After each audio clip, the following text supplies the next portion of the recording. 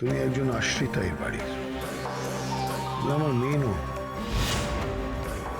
যে আমাদের কথার মধ্যে কোনো কথা বলবে তুমি।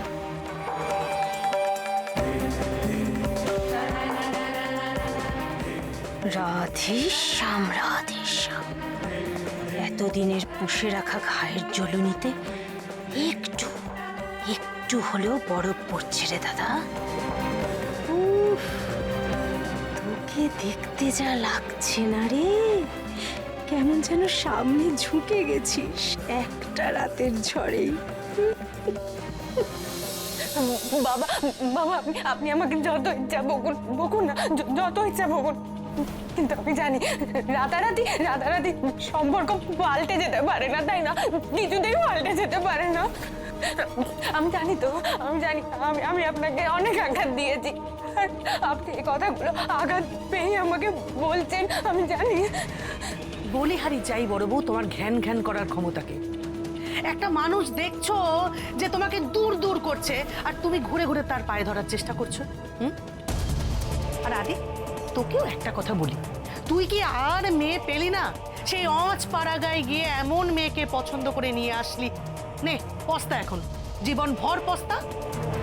কেন দিদি, কেন তুই শুধুমাত্র আদিকেই একা বলছিস?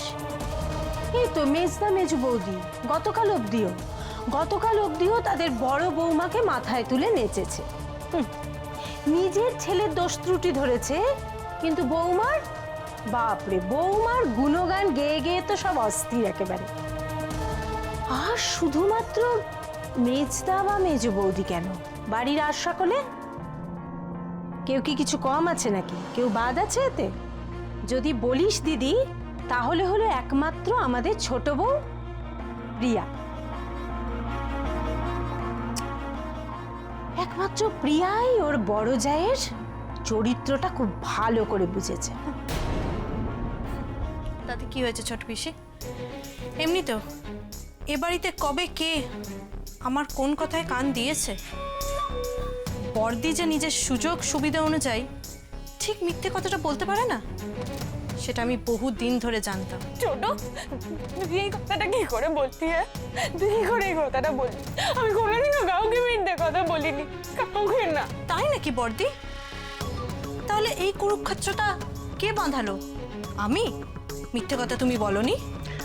এই কথা তুমি আর আজ বলতে পারবে না বড় বৌমা, কারণ যারা সুযোগের অপেক্ষায় ছিল তারা এই পরিস্থিতিতে মুখ খুলবেই। কারণ গত 6 বছরে ওরা দেখেছে আস্তে আস্তে কিভাবে আমি তোমার হাতে এই সংসারের রাশ তুলে দিয়েছিলাম। মনে পড়ে আমি বড় মুখ করে এতগুলো লোকের সামনে তোমাকে কি বলতাম? তোমার বড় বৌদির কথা শুনে থেকে যাও, কারণ আমি বলে দিচ্ছি, আমার এই বাড়িতে বড় বৌমার কথাই হলো শেষ কথা। কি জানো বড় বৌমা, আমি কোনোদিন বুঝতে পারিনি তুমি আমাকে এত বড় আঘাত দিতে পারবে। অনেকটা বিশ্বাস করেছিলাম তো, এই বিশ্বাস হয়তো আমি আমার ছেলেকেও করিনি কোনোদিন।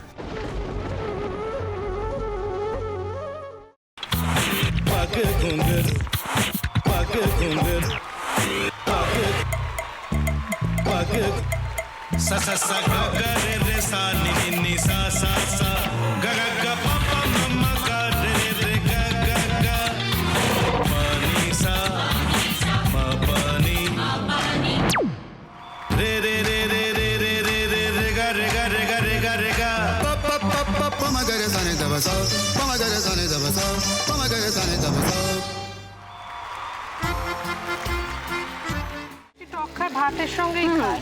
তোমার ইলিশ মাছ অ্যাকচুয়ালি ভাতের সাথেই ভালো লাগে। এইবার আরেকটু জল লাগবে। হ্যাঁ, সর্ষে বাটা দিলে তো। তুমি বাজার করেছো কখনো? বাজার করেছি কখনো না, বাজারটা আমিই করি। কোথায় বাজার করো? আমাদের, হ্যাঁ, আমি বেলঘড়িয়া, মানে আমি খুব খাদ্য রসিক, সত্যি বড়। হ্যাঁ, মানে ধরো শনি রোববার হলেই আমার মনটা চুপচুপ করে। হ্যাঁ, দেখো ঠিক হচ্ছে কিনা, তারপর বলো। তোমার যাই এখানে ওখানে খেতে, রেস্টুরেন্টে।